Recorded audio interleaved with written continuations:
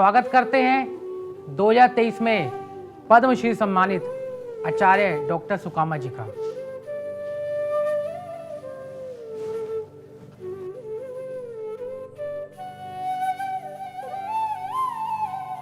तो सुकामा जी हमें बताइए कि गुरुकुल का अर्थ क्या होता है।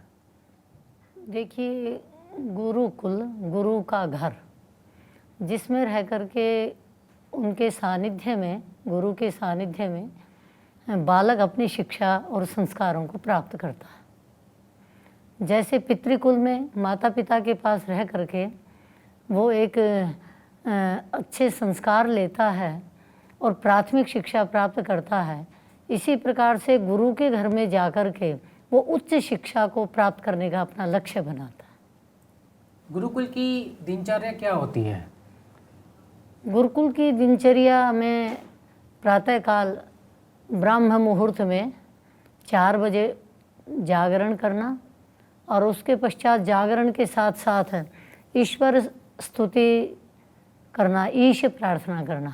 प्रातरग्निम प्रातरिंद्रम हवामहे, इन मंत्रों के द्वारा सर्वप्रथम ईश्वर की प्रार्थना करना, उसके पश्चात शौच और दंत धावन आदि करके और फिर व्यायाम, प्राणायाम और स्नान के पश्चात सभी गुरुकुल के जो छात्र हैं और छात्राएं होती हैं वो संध्या वैदिक उपासना जिसको हम कहते हैं और अग्निहोत्र जिसको हवन कहा जाता है, सभी मिलकर के उसको संपन्न करते हैं।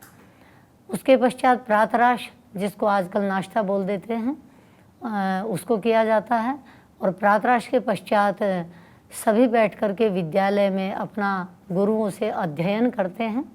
अध्ययन के पश्चात भोजन के बाद विश्राम और फिर अपना जो भी गुरु के मुख से पाठ पढ़ा जाता है उसको स्मरण करते हैं, उसका लेखन करते हैं और उसके बाद फिर 5 साढ़े 5 बजे अवकाश हो जाता है। फिर उसमें कुछ भी अपना खेलना, व्यायाम करना, जो भी अपने निजी कार्य होते हैं उनको पूरा करते हैं और फिर सायंकाल के समय लगभग 6 बजे फिर सभी इकट्ठे बैठ करके वैदिक उपासना, संध्या और दोबारा से फिर अग्निहोत्र करते हैं, क्योंकि गुरुकुल की परंपरा में उभय संधि वेला में अग्निहोत्र का विधान है आचार्य के कुल में रहते हुए।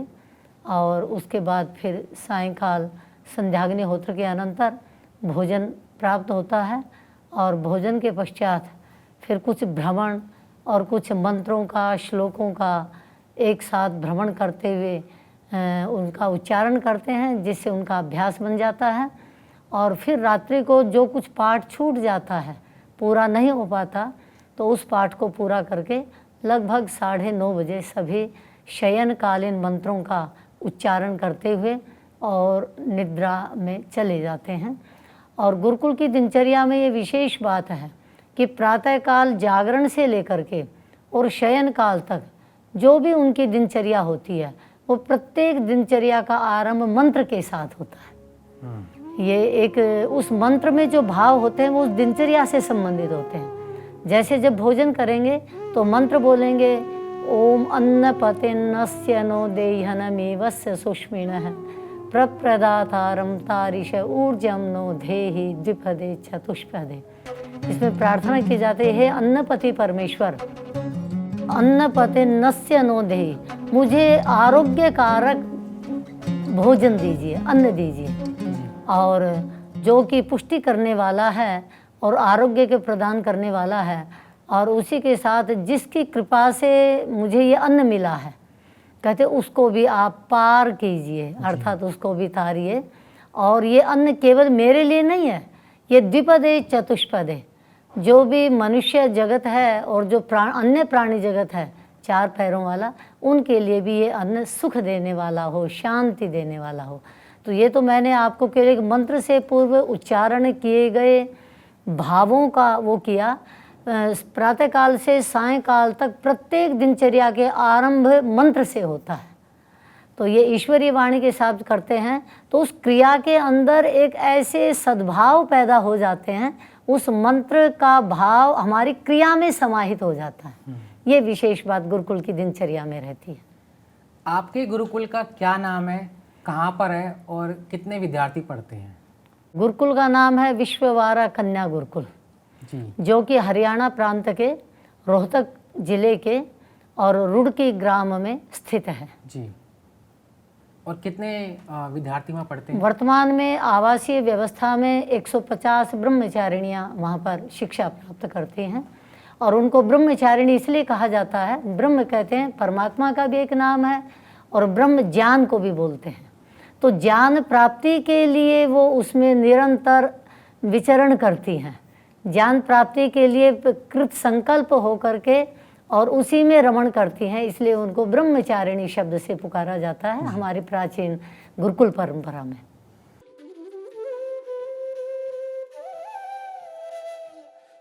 और यह गुरुकुल की स्थापना आपने कब की?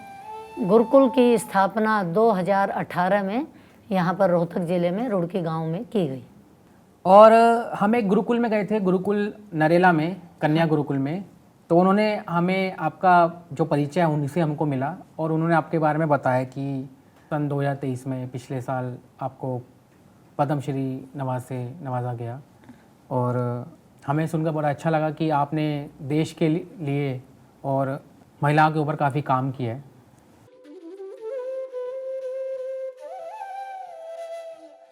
हमें एक बार बताइए कि जहाँ नारी की पूजा होती है वहाँ देवता भी निवास करते हैं। आर्य समाज और तथाकथित आधुनिक समाज में आप इसे किस प्रकार देखते हैं? देखिए, नारी के जो सम्मान की बात है, हम सर्वप्रथम हमारी जो एक ज्ञान की परंपरा आरंभ हुई वो वेदों से हुई। सृष्टि के आरंभ में परमपिता परमेश्वर ने मानव मात्र के कल्याण के लिए वेद ज्ञान प्रदान किया और उसके अंदर इस सारी सृष्टि को कैसे संचालित करना है। सृष्टि का मतलब सृष्टि का निर्माण तो परमात्मा ने किया, किंतु सृष्टि में वो वेद ज्ञान मानव मात्र के लिए कैसे उपयोगी सिद्ध होगा, इसका सारा ज्ञान विज्ञान परमपिता परमात्मा ने वेदों में दिया।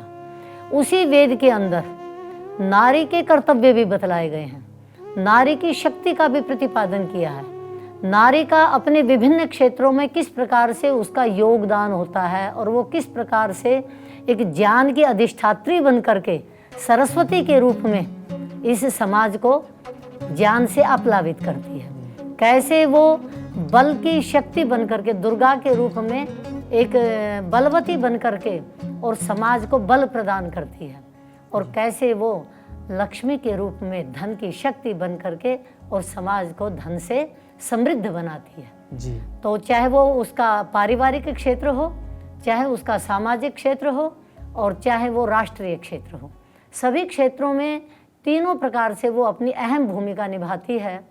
और विशेषकर शिक्षा और संस्कारों के द्वारा वो अपने पुत्र और पुत्रियों को अर्थात अपनी संतान को किस प्रकार से शिक्षित और संस्कारित करते एक अहम भूमिका निभाती है, इसका बहुत अच्छा प्रतिपादन वेदों के अंदर वो उपदेशिका बन करके कैसे काम करती है, वो राजनीति में जा कर के कैसे काम करती है और कैसे वो प्रत्येक क्षेत्र के अंदर एक आदर्शों की स्थापना करती है। ऐसा वेदों के अंदर जो ज्ञान की परंपरा प्रवाहित हुई है वहाँ पर नारी का बहुत ही एक विराट उसका जो व्यक्तित्व है, कर्तृत्व है, वो प्रतिपादित किया गया है जी। वहाँ पर एक मंत्र आता है जिसका चौथा चरण है, स्त्री ही ब्रह्मा बभूवित है। स्त्री जो वो ब्रह्मा है, निर्मात्री है, वो अपनी भी निर्मात्री है, किंतु उसके साथ साथ वो संतान की, परिवार की, समाज की और राष्ट्र की भी निर्मात्री है जी। तो ऐसे नारी का जब हम रूप देखते हैं तो जो नारी एक भूमि के रूप में अपने समर्पण के द्वारा और सारे परिवार समाज का संचालन करती है तो वो पूज्य तो होगी ही। इसलिए महर्षि मनु ने बड़ी अच्छी बात की, यत्र नार्यस्तु पूज्यन्ते रमन्ते तत्र देवताः, अर्थात जहाँ पर नारियों की पूजा होती है वहाँ सब दिव्य शक्तियाँ अपना स्थान बना लेती हैं और जहाँ पर नारियों की पूजा नहीं होती तो ऋषि कहते यत्रैतास्तु न पूज्यन्ते सर्वास्तत्रा फला क्रिया, जहाँ पर इनकी पूजा नहीं होती वहाँ पर सारी क्रियाएं निष्फल हो जाती हैं, निरर्थक हो जाती हैं। तो नारी का बहुत बड़ा गौरव वेदों में भी और वेदेतर जो साहित्य है, वाङ्मय है हमारा, उसमें बहुत बड़ा गौरव है नारी का। ऐसी स्थिति के अंदर नारी जो है उस एक परंपरा को लेकर के आर्य समाज ने भी बहुत बड़ा काम किया।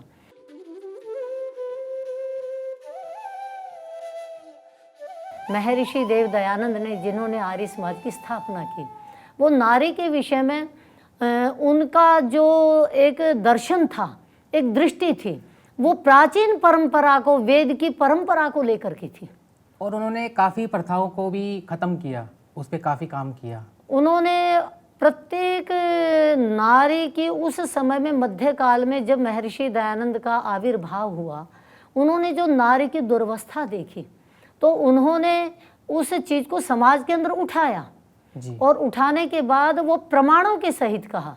उस समय में उन्होंने एक बहुत ऐसी चीज़ देखी जो नारी को वंचित कर दिया गया था। उसको वेदाध्ययन का अधिकार नहीं था, उसको पढ़ने का अधिकार नहीं था। वेदाध्ययन की तो बात आप छोड़िए, उस समय में उन्होंने वेद का प्रमाण दे करके ये सिद्ध कर दिया था, यथे माम वाचम कल्याणी माँ वदानी जनेभ्य ब्रह्मराजन्याभ्याम शूद्राय स्वाय चारणाय च। ये यजुर्वेद का मंत्र है, इसका प्रमाण दे करके और नारी को वेदाध्ययन का अधिकार दिया।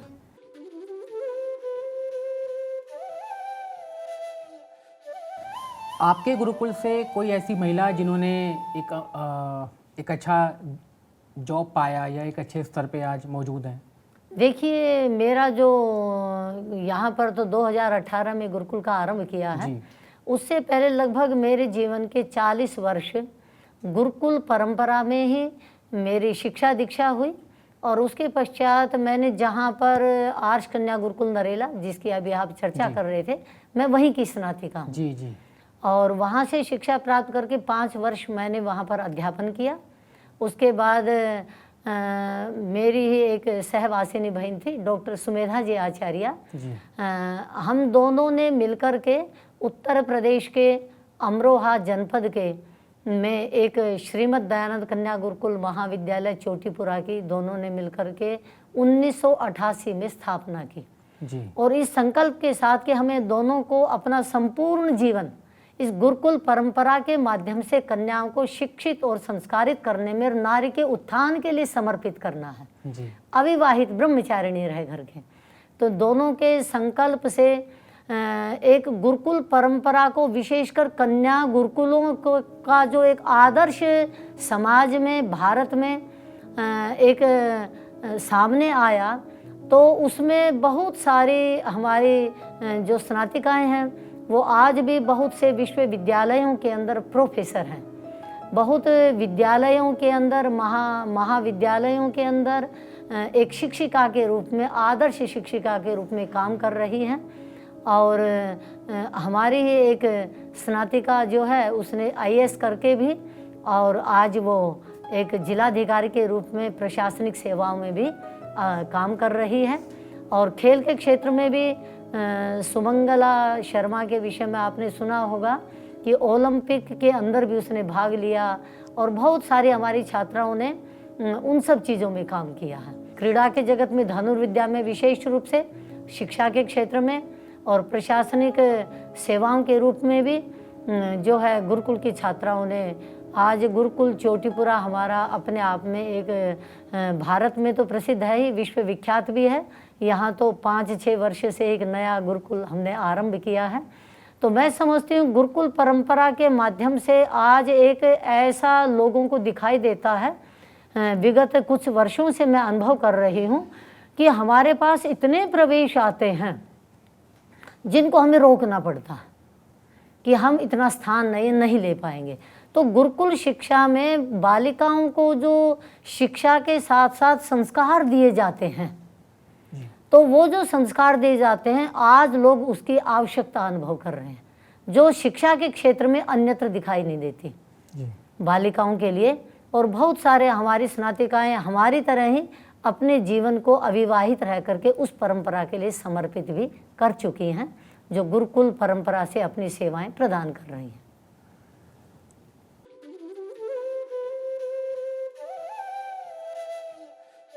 किन किन राज्यों से आपके पास, आपके कन्या गुरुकुल में जो महिलाएं आती हैं वो कहाँ कौन कौन से राज्य से आती हैं? मैं समझती हूँ लगभग भारत के 10-15 राज्यों से छात्राएं हमारे गुरुकुलों में सदा से शिक्षा प्राप्त करती रही हैं, और नेपाल से भी कुछ बच्चियां आ जाती हैं, और कभी कभी कुछ विदेशों से भी। आरंभ में जब हमने गुरुकुल चोटीपुरा का आरंभ किया था उस समय में कनाडा से भी एक बहन जो है वहाँ पर कुछ समय के लिए अपनी शिक्षा प्राप्त करने आई थी। तो ऐसे उस परंपरा के माध्यम से गुरुकुल शिक्षा को समझने के लिए समय समय पर बहुत ही कुछ शिक्षित भी जो जिन्होंने बाहर शिक्षा प्राप्त की है वो भी आकर के उस परंपरा से कुछ सीखने का प्रयास करती हैं।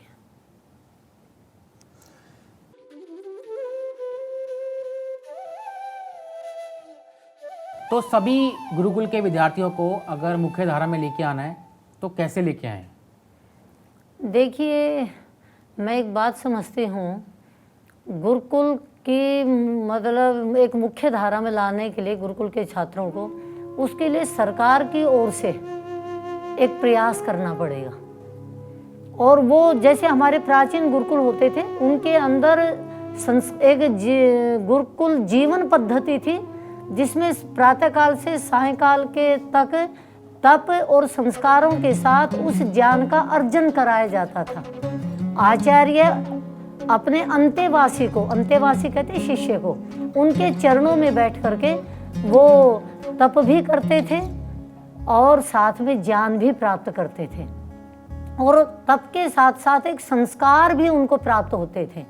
तो वो अंदर से भी बाहर से भी वो छात्र इतना एक तपस्वी बन जाता था, जिसके लिए प्राचीन परंपरा में एक बात आती है कि कुछ छात्र वहाँ पर विद्या स्नातक बनते थे, जो विद्या में पारंगत हो जाते थे, अनेक प्रकार की विद्याओं में पारंगत हो जाते थे। कुछ स्नातक व्रत स्नातक बनते थे जब वो स्नातक बन जाते थे, और कि वो विद्या में उतने पारंगत नहीं होते थे किंतु संस्कारों में बहुत ऊंचा स्तर हो जाता था उनका। और कुछ स्नातक ऐसे होते थे जो विद्याव्रत स्नातक कहलाते थे, वो विद्या में भी पारंगत होते थे और उनका जो संस्कार और जो चरित्र है वो भी बहुत ऊंचा हो जाता था। तो ये अपने आप उनकी प्रथम द्वितीय तृतीय श्रेणी बन जाती थी। तो हमारी जो प्राचीन परंपरा है उसके अंदर, उन गुरुकुलों के अंदर पाठ्यक्रम वहाँ की व्यवस्था में ऐसे समाहित था कि जिसकी जैसी रुचि होती थी वो उसी विभाग में उस विषय का ज्ञान अर्जन करता हुआ और संस्कार और तप के साथ वो अपने जीवन में प्रत्येक क्षेत्र में जिसमें भी जाना चाहता वहाँ पर वो सफल हो जाता था। यदि उसी व्यवस्था को दोबारा से सरकार लेकर के आती है तो निश्चित रूप से हम गुरुकुलों के छात्रों को मुख्य धारा में सहज भाव से सम्मिलित होता हुआ देख सकते हैं।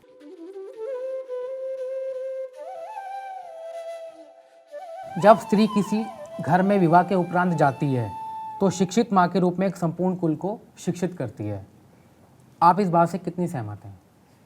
मैं पूर्ण सहमत हूँ इस बात से।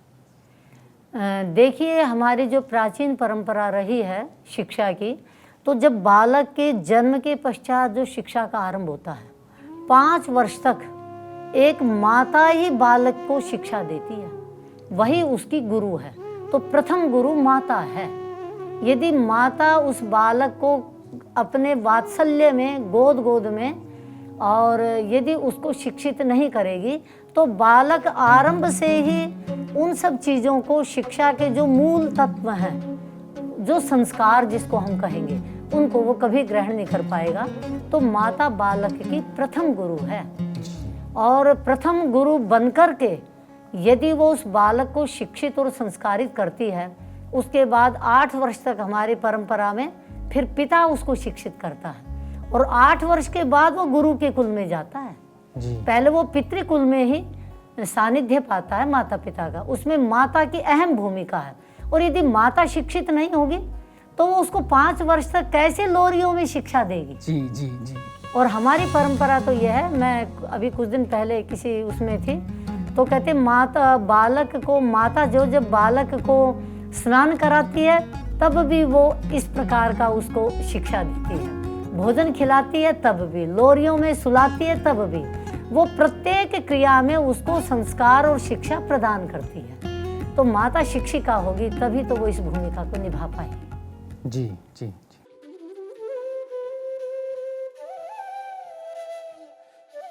गुरुकुल हमारी कितनी पुरानी परंपरा है? इसकी स्थापना के पीछे का उद्देश्य क्या है? क्या कारण है इसकी संख्या इतनी सीमित हो गई है? सीमित इसलिए होगी कि इसको जो एक उस समय के राजा भी इसको संरक्षण देते थे। राजघरानों में के अंदर इस शिक्षा को संरक्षण मिलता था। गुरुकुल यानी शिक्षा पद्धति गुरुकुल पद्धति थी। शिक्षा की जो पद्धति थी वो गुरुकुल पद्धति के माध्यम से शिक्षा प्रदान की जाती थी और राजाओं ने भी इसको संरक्षण दिया। प्राचीन काल में भी इसको संरक्षण दिया जाता रहा, किंतु मध्यकाल के बाद जब ह्रास हुआ तो हमारी भारत की स्थिति बिगड़ गई और फिर जो मैकाले की शिक्षा पद्धति आई है उसमें सब कुछ बदल गया। उसके बदल जाने से गुरुकुलों की संख्या सीमित हो गई।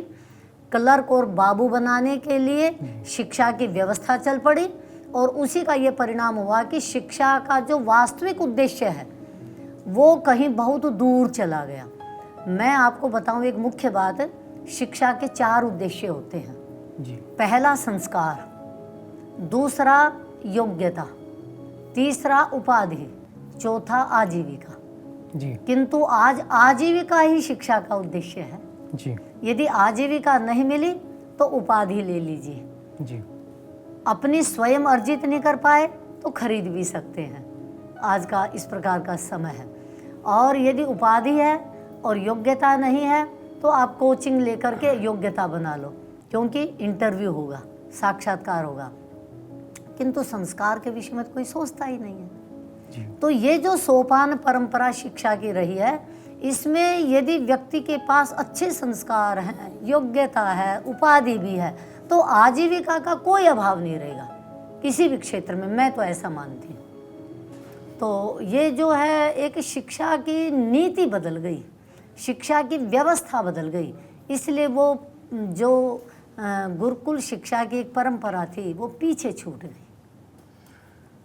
उसको सामाजिक स्तर पर भी और विशेषकर सरकार की ओर से जितना इसको संरक्षण मिलेगा, जो पूरा काल में मिलता रहा, तो निश्चित रूप से दोबारा से ये बढ़ जाएगी।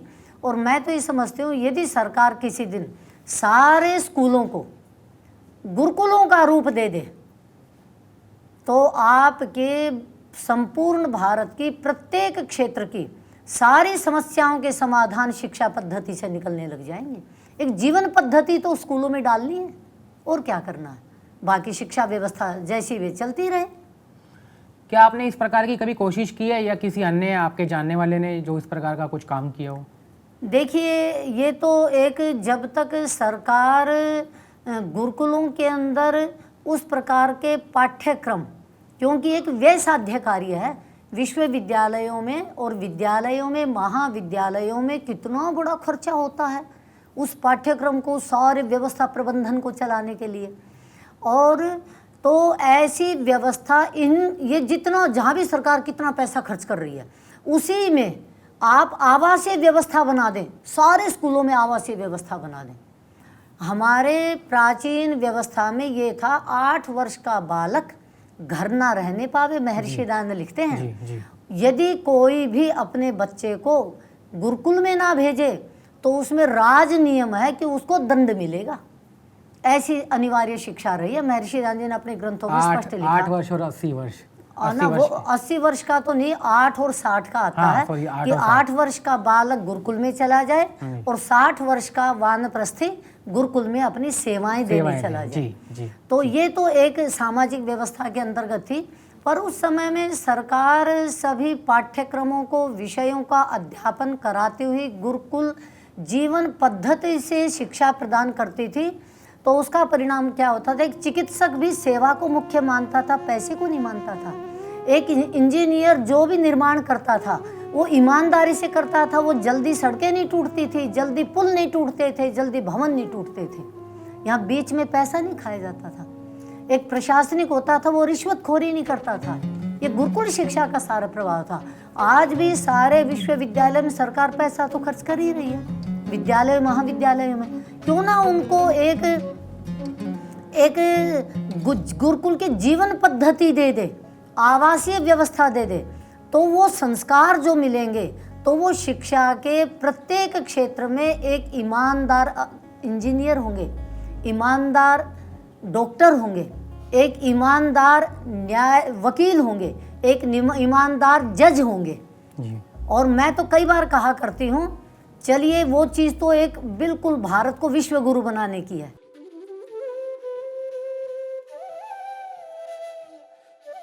आर्य समाज गुरुकुल और वैदिक गुरुकुल में क्या अंतर है?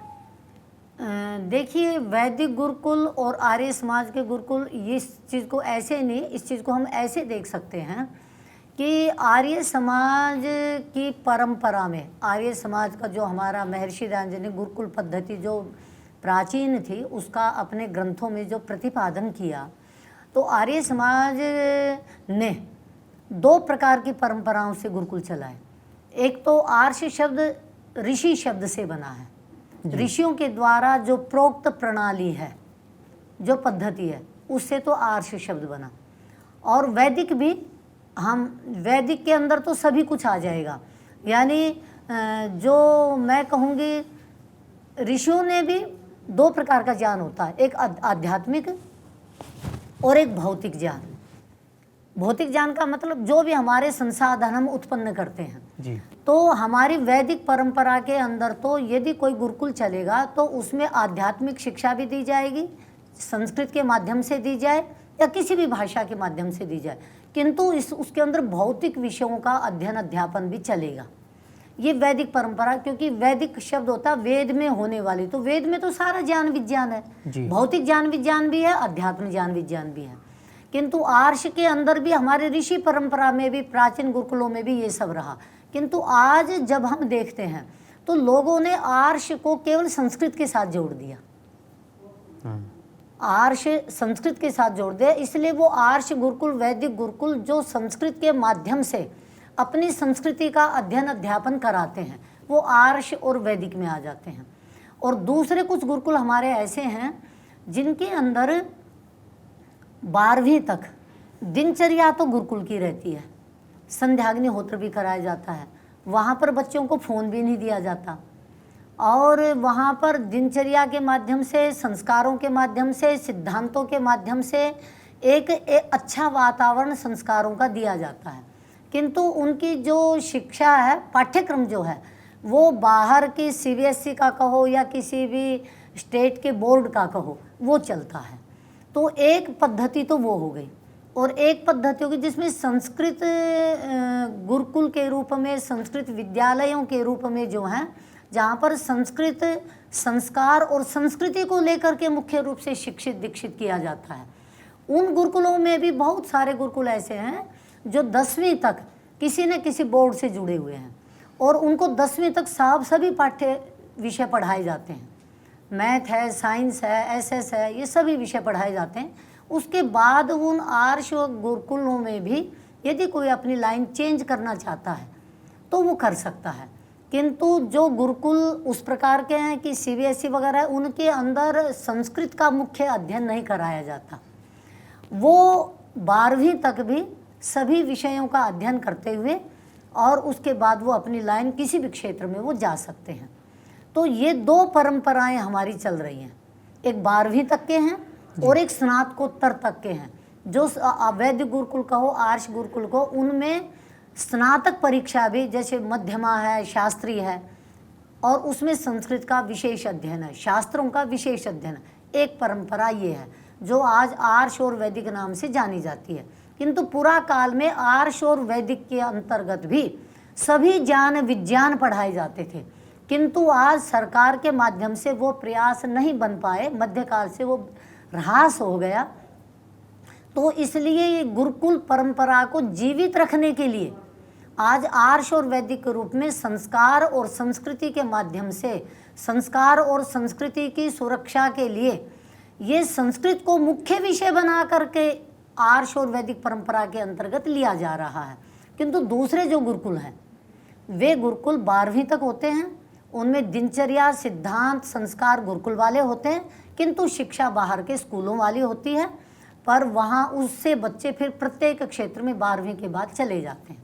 आर्ष गुरुकुलों में जो बोर्ड से जुड़े हुए हैं वो 10वीं के बाद भी किसी भी क्षेत्र में जा सकते हैं।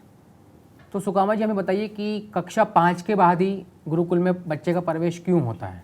देखिए, उसमें बालक जो है उसको स्नेह की, माँ के स्नेह की, वात्सल्य की अधिक आवश्यकता होती है और माता उसको 5 वर्ष तक, पिता 8 वर्ष तक उसको शिक्षा प्रदान करें और उस तब तक बालक कक्षा 5वीं तक बालक शरीर से, बुद्धि से, मन से कोमल होने के कारण अच्छे संरक्षण की आवश्यकता होती है। यदि पिता तब तक पढ़ा करके, और आज की जो पद्धति ना, आप जो कह रहे हैं कि फिर बच्चा पहली, दूसरी, तीसरी, चौथी, 5वीं तक कहाँ जाए, क्या माँ के पास पढ़े? अब ये परंपरा ऐसी हो गई है। पहले बालक, हमारी जो गुरुकुल पद्धति थी उसमें बालक 8 वर्ष तक या 11 वर्ष तक, थोड़ा उसमें व्यवस्था दी है महर्षि मनु ने, कोई 8 वर्ष में सामर्थ्य प्राप्त कर लेगा, कोई 5 वर्ष में कर लेगा, कोई 11 वर्ष में करेगा। वो बच्चे के अपने मन, बुद्धि और शरीर पर निर्भर करता है। तो उसके बाद जब वो आचार्य कुल में जाएगा, अब आचार्य उसको कोई, आजकल की पद्धति है ना, उसने पहली कक्षा पास कर ली, दूसरी कर ली, तीसरी कर ली, चौथी, 5वीं। पहले ऐसा नहीं था। माता पिता के पास ही उसकी सारी शिक्षा पूरी होती थी, वो शिक्षित होते थे दोनों। उसके बाद आचार्य के पास जाता था। अब आचार्य उसकी परीक्षा लेता था और जो उसका सामर्थ्य देखता उसको उस कक्षा में वो बैठा लेता था। हो सकता किसी का सामर्थ्य ज़्यादा हो तो उसको 6वीं की जगह 7वीं में बैठा ले, उसको 8वीं में भी ले सकता है वो। बट आज के दौर में हर माँ बाप कोई ना कोई नौकरी करते हैं और उनके पास इतना समय नहीं होता कि वो बच्चे को पढ़ाएं, और कोई भी ऐसा गुरुकुल के अलावा कोई स्कूल नहीं है जो उनको 5वीं से ले, क्योंकि अगर चौथी का सर्टिफिकेट नहीं होगा तो 5वीं में एडमिशन नहीं होता है। आप जो बात कर रहे हैं वह एक काल था जो आज बदल चुका है। तो अब तो ये है कि परिस्थितियां बदल गई हैं, तो उसके लिए फिर वो तो समाज को और या सरकार को ऐसी व्यवस्थाएं बनानी पड़ेंगी।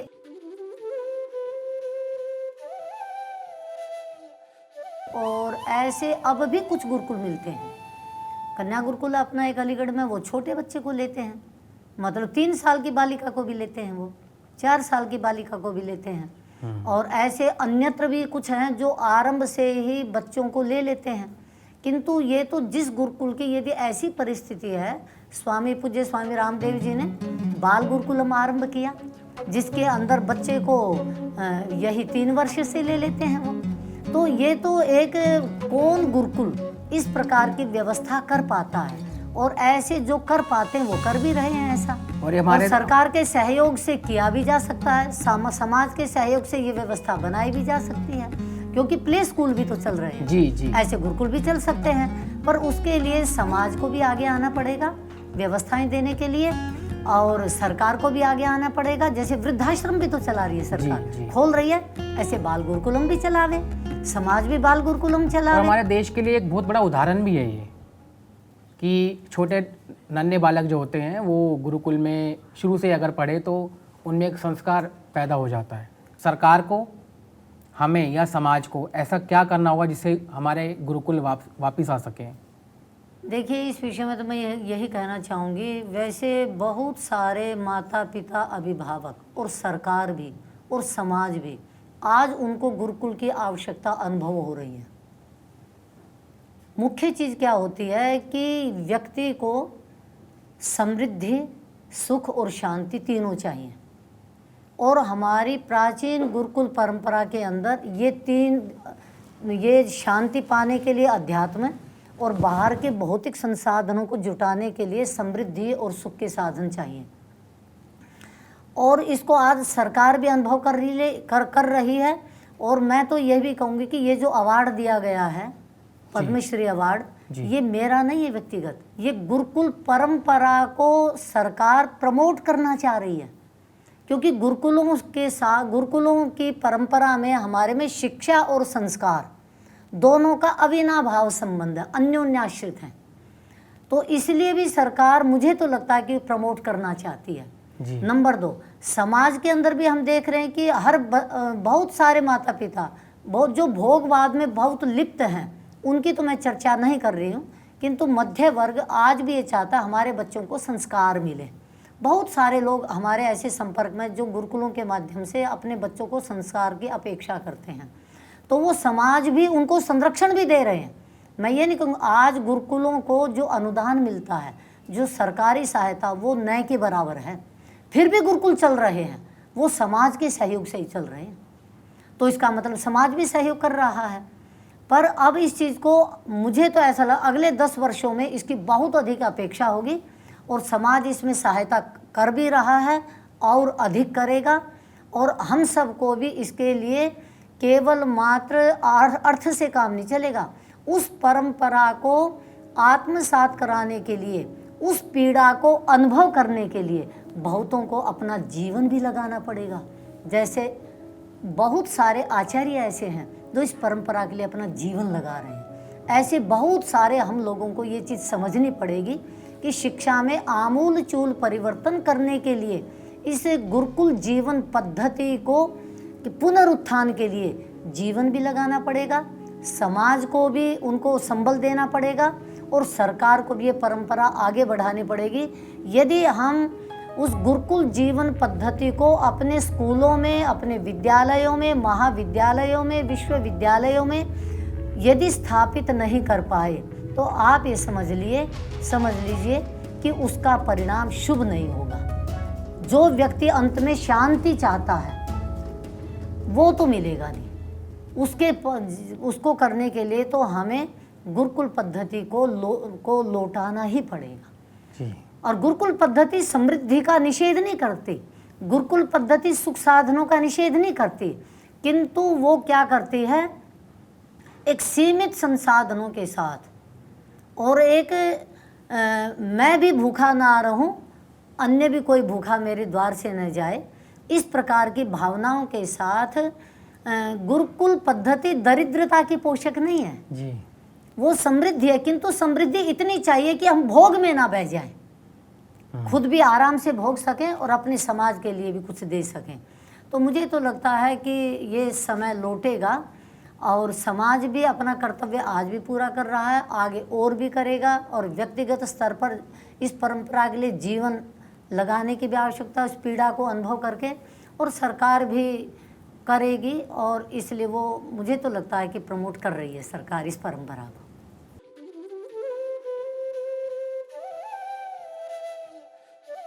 आप अपने कन्या गुरुकुल में या जहाँ भी आप अलग अलग सभाओं में जाते हैं, तो आप आम जनता को या कन्याओं को क्या बताते हैं कि आपको जीवन में आगे बढ़ के क्या करना है?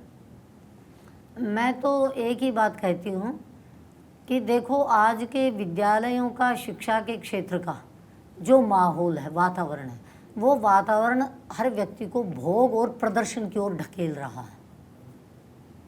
किंतु आप अपने बच्चों को, माताओं को कहती हूँ, विद्यालयों में, महाविद्यालयों में बालिकाओं को एक ही चीज़ समझाती हूँ, मूल को पकड़ करके चलो। छिन्ने मूले नैव शाखा न पत्र। यदि अपने मूल को तुमने छोड़ दिया, जो संस्कार है, जो संस्कृति है, उसको यदि तुमने छोड़ दिया, तो केवल मात्र आप पत्तों को यानी साधनों के, आजीविका के, भोगों के पीछे दौड़ोगे तो आप सूख जाएंगे, जैसे बिना मूल के जड़ के वृक्ष सूख जाता है जी। तो मैं तो माताओं को कहा करती हूँ, अपने बच्चों को संस्कारों से सुभूषित कर दो, फिर प्रत्येक क्षेत्र में आपका बालक कभी कहीं पर भी जो है विचलित नहीं होगा जी।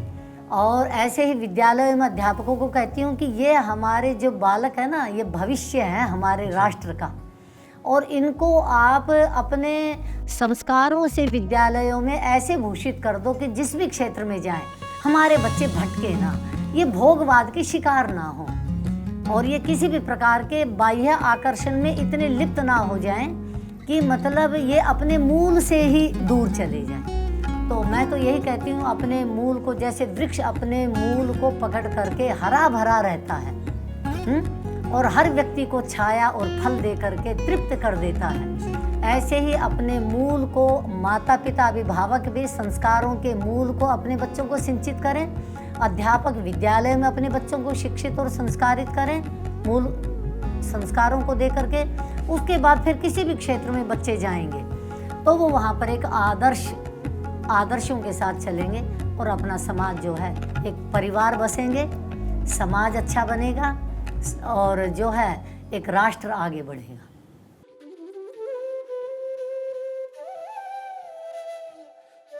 सुकामा जी, हमारा जो शो का उद्देश्य है वो यही है कि जहाँ समस्या वहीं हल। तो रियल वर्ब नितिन के माध्यम से हमने गुरुकुल के ऊपर एक समाधान निकाला है। वो कितना सही है कितना सही नहीं है इसके बारे में आप ज़्यादा बेहतर जानते हैं। अगर हमारा कोई उद्देश्य ऐसा लगे कि हम लोग मार्गदर्शन पर नहीं है तो प्लीज़ उसको मार्गदर्शन दीजिएगा।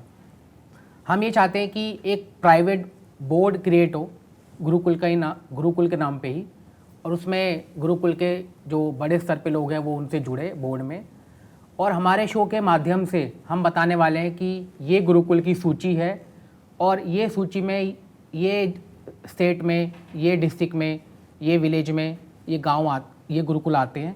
तो उन गुरुकुल को जो भी सहायता चाहिए, किसी को सोलर का बिजली चाहिए, किसी को सोलर लगवाना है, वहाँ बिजली का बहुत इशू है, या किसी को चाहिए कि मेरे को एक कमरा डालना है, आगे कमरा बढ़ाना है, किसी को चाहिए हमको पंखा दे दीजिए, या किसी को बुक्स दे दीजिए। तो जो भी उनकी समस्या है उनका समाधान करने के लिए हमको आगे आना है। कोई कंप्यूटर की मांगेगा कि आपको कंप्यूटर दे दीजिए, कोई बोलेगा शिक्षक नहीं है, ये शिक्षक दे दीजिए। तो शिक्षक से संबंधित ऐसे हमारे देश में बहुत सारी कंपनीज़ हैं, ब्रांड हैं जो टीचर प्रोवाइड करते हैं आवरली बेसिस पे या ईयरली बेसिस पे या मंथली बेसिस पे। तो हम उनको रिक्वेस्ट कर सकते हैं कि हमारे पास ये गुरुकुल है, आप इनमें अगर अपना एक प्रमोशन करना चाहते हैं और एक टीचर देना चाहते हैं तो आप एक कंप्यूटर टीचर यहाँ भेज सकते हैं गुरुकुल के अंदर। जैसे हमको और गुरुकुल वालों ने बताया कि हमें यहाँ पे कंप्यूटर शिक्षा मतलब टीचर चाहिए, लेकिन हम उनको पे नहीं कर सकते। तो हम अपने माध्यम से अपनी बात को वहाँ तक पहुँचाएंगे और वह हमारी क्या मदद कर सकते हैं गुरुकुल के टीचरों को लेकर के, वो हम उसके ऊपर सोल्यूशन निकालेंगे। दूसरी चीज़, एक बोर्ड का गठन करना चाहते हैं सरकार के अलावा, अगर कोई भी किसी को भी हमको फंड करना है वो बोर्ड के अंदर, तो वो उसके अंदर जमा राशि कर सकता है और जो जमा राशि हमारे पास आएगी गुरुकुल के बोर्ड के अंदर, वह जमा राशि को उन गुरुकुलों तक पहुंचाई जाएगी जहां पे उन लोगों की समस्या है। तो इस तरीके से हमने एक समाधान सोचा हुआ है। देखिए, मैं समझती हूँ आप जो कह रहे हैं कि एक तो आप जो शो के माध्यम से प्रयास कर रहे हैं, इसमें सीधे कुछ सहयोगी गुरुकुल परंपरा को आगे बढ़ाने वाले व्यक्ति सीधे भी उस गुरुकुल से जुड़ सकते हैं। दूसरा, आपके बोर्ड के माध्यम से भी वो सहायता कर सकते हैं।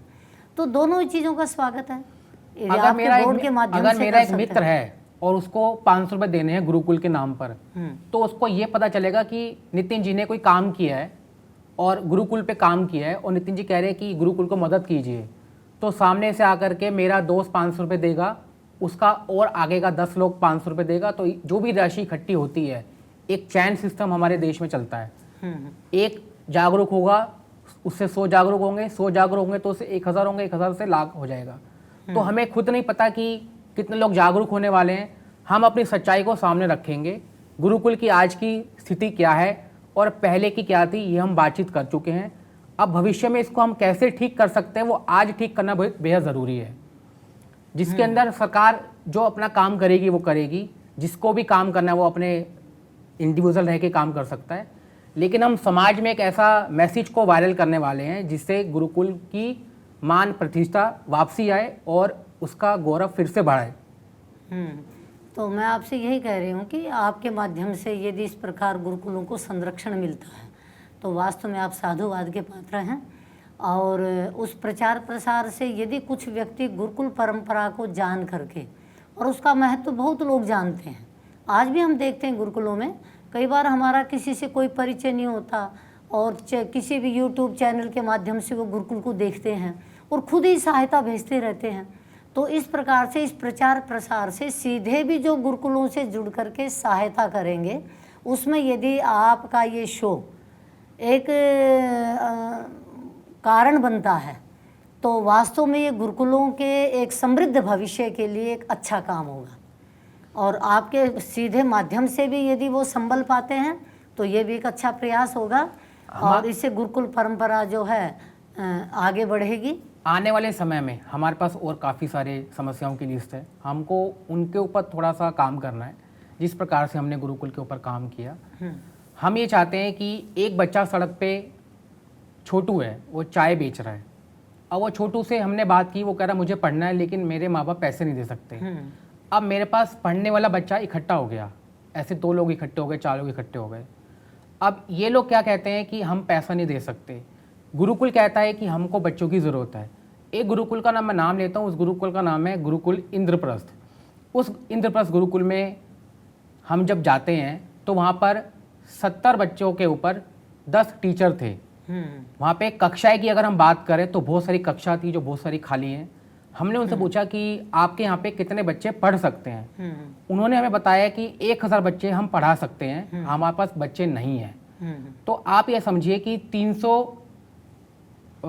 1000 बच्चों में अगर 70 बच्चे पढ़ रहे हैं तो 930 बच्चों की जगह खाली है, कक्ष खाली है और उनके पास सुविधाएं सब है, गौशाला भी है, टीचर भी हैं, हर एक प्रकार की उनके पास व्यवस्था है, बट स्टूडेंट नहीं है। तो हमको ये प्रेरणा मिलती है वहाँ से, जब हमने आचार्य जी से वहाँ बात करी।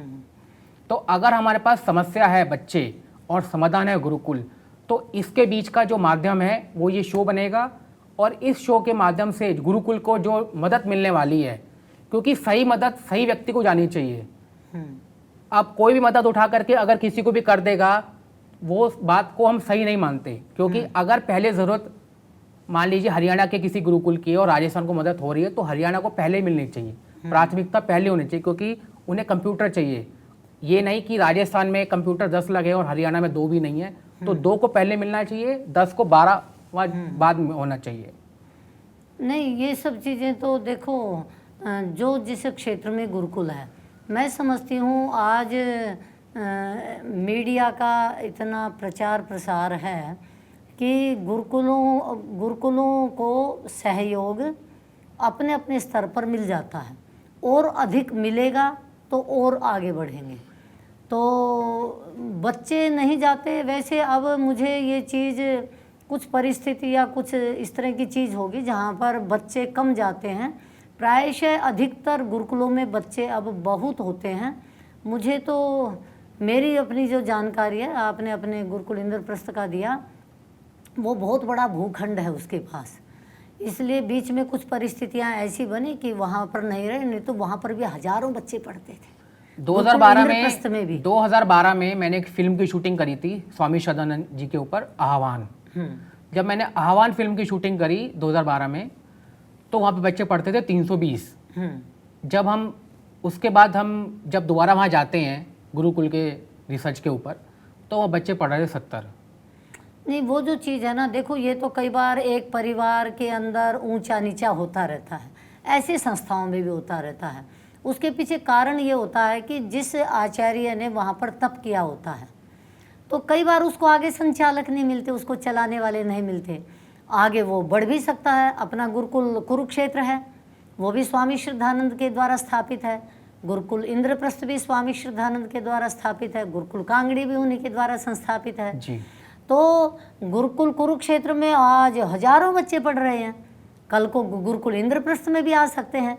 बीच में कई बार उसको संभालने वाले संचालक नहीं मिलते, ये ऊंचा नीचा सब जगह होता रहता है। तो हम ये आशा कर सकते हैं कल को इंद्रप्रस्थ गुरुकुल का कुरुक्षेत्र और गुरुकुल कांगड़ी जैसा बन सकता है। हमारे देश में आशीषित बच्चे बहुत सारे हैं जो सड़कों पे भीख मांगते हैं। कोई छोटू के रूप में चाय बेच रहा है, कोई कहीं पे काम कर रहा है, क्योंकि सब लोगों की मजबूरी है। अगर उनको शिक्षा मिलेगी तो वह ज़रूर पढ़ना चाहेंगे, और उसका हम एक ही माध्यम देखते हैं, गुरुकुल। उसको संस्कार भी मिलेंगे और वह बच्चा बिगड़ेगा भी नहीं। और गुरुकुल के अंदर की जो स्थिति है आज के दौर में और जो पहले के दौर में थी, आज गुरुकुल के अंदर बच्चे भर्ती होंगे तो गुरुकुल की संख्या भी बढ़ने के चांसेस बढ़ जाएंगे।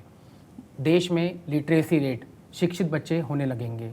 जहाँ देश में शिक्षित बच्चे होने लगे, हमारा देश तरक्की की ओर बढ़ेगा।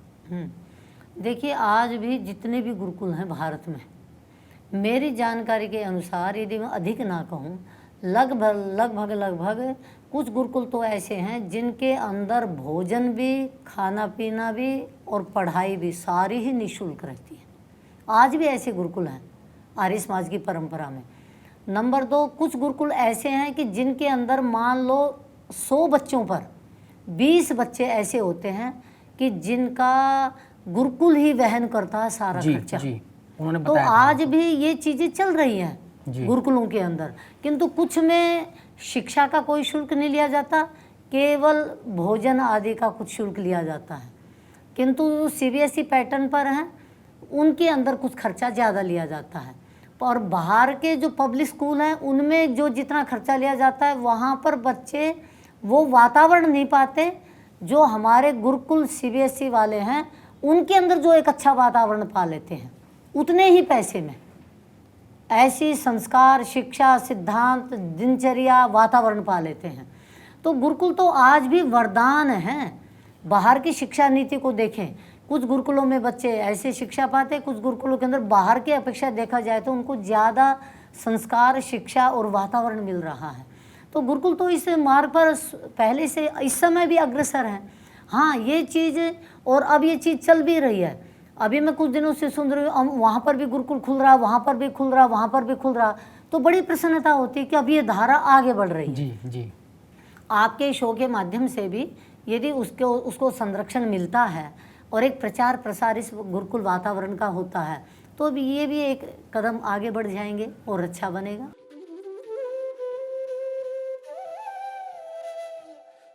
आपसे निरंतर हमारी बातचीत चल रही है। उस बातचीत के दौरान हमने अपना प्रस्ताव रखा कि हम एक बोर्ड बना सकते हैं क्या, और उसमें आप मेंबर बनना चाहेंगे? देखिए, उस विषय में मैं तो ये कहना चाहूँगी कि जो आप बोर्ड बना रहे हैं, हमारा काम गुरुकुलों के अंदर हम एक आचार्य के रूप में, संचालक के रूप में है। हमारे पास अपने आप एक आवासीय व्यवस्था में गुरुकुल चलाने का बहुत बड़ा दायित्व है जी। हम उस दायित्व से हट करके यदि इन चीज़ों में लगते हैं तो हम बच्चों के प्रति न्याय नहीं कर पाएंगे। जो गुरुकुल परंपरा के बाहर के क्षेत्र में, इसी क्षेत्र में काम करने वाले हैं, वे लोग यदि आपके साथ जुड़ कर के काम करेंगे तो ज़्यादा अच्छा होगा।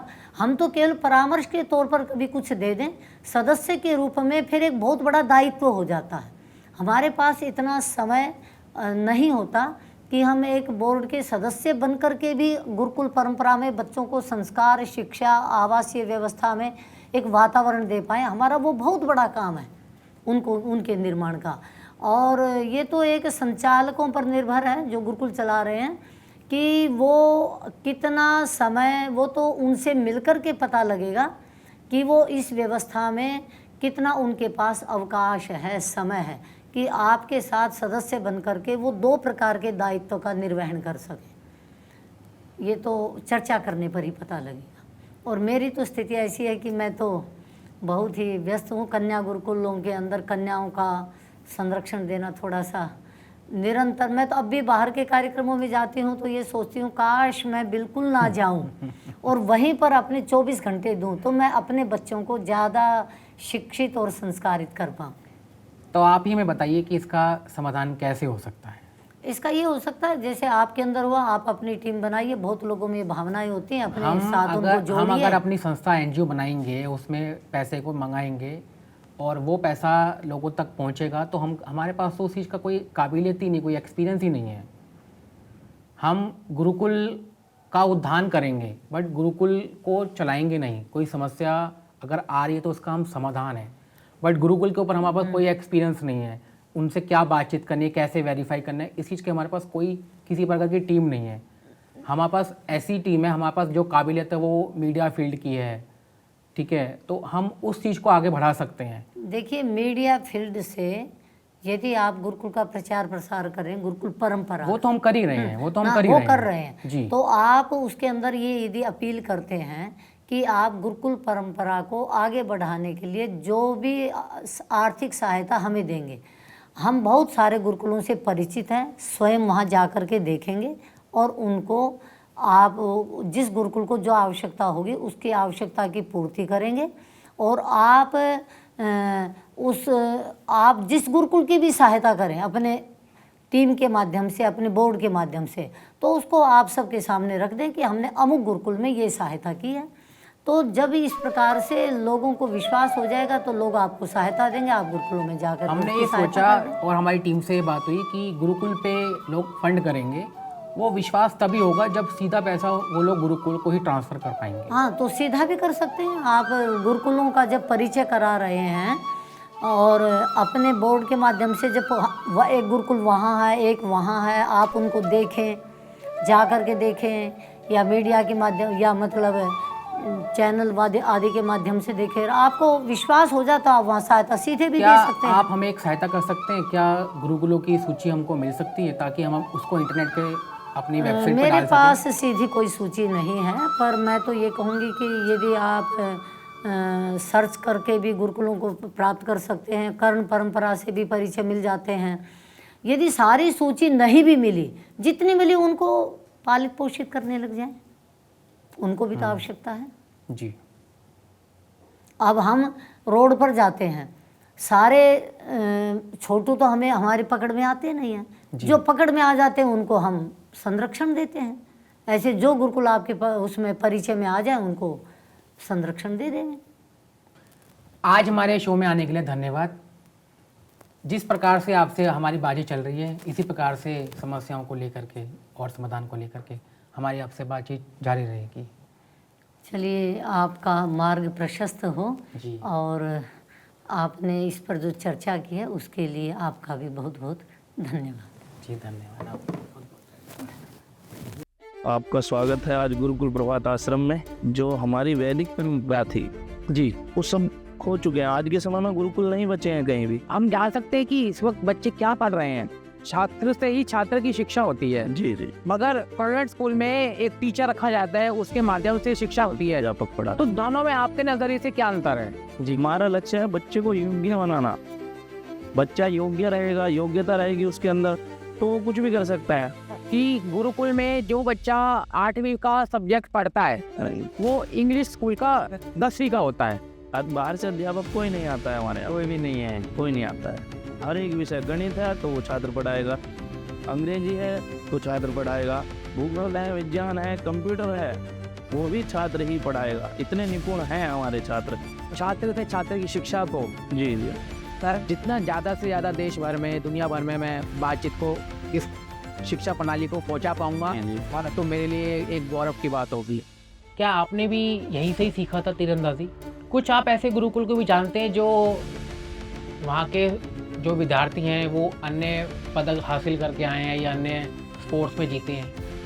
आपकी नज़र में आज के समय में धनुर्विद्या की परिभाषा क्या है? यहाँ की जो परंपरा है वो कितने साल पुरानी है, और जो गुरुजी हैं विवेकानंद जी, वह कितने साल से इस चीज़ के ऊपर बच्चों को आगे बढ़ावा दे रहे हैं, बच्चों को आगे बढ़ाने की कोशिश कर रहे हैं कि बच्चे धनुर्धार में आगे बढ़ें, या छात्र से छात्र की शिक्षा का आगे? वर्तमान समय में तीरंदाजी का विस्तार इतना हुआ है कि हम लोगों ने कोरिया, जो विश्व का सबसे बेस्ट, सबसे अच्छा जो देश है तीरंदाजी के स्तर में, हमने उसको परास्त किया है विश्व चक्र प्रतियोगिता में अभी हाल ही में ही। गुरुकुल कैसे और आगे बढ़े, कैसे जुड़े, संख्या कैसे वापस आए, देश में अशिक्षित लोग जो है वो गुरुकुल में शिक्षित हो, और हमारे देश का धर्म और संस्कृति ज्ञान आगे बढ़े। जी।